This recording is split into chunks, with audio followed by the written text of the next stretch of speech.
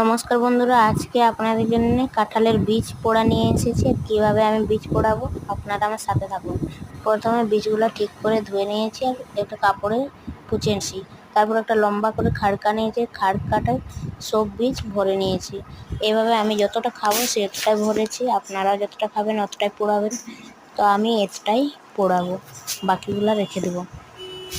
জালির সাহারায় পোড়াবো বীজগুলোকে। জালির উপরে দিয়ে দেবো খাড়কায় ভরা বীজ। উল্টে পাল্টে 15 মিনিট তক আমি পোড়াবো কম আছে।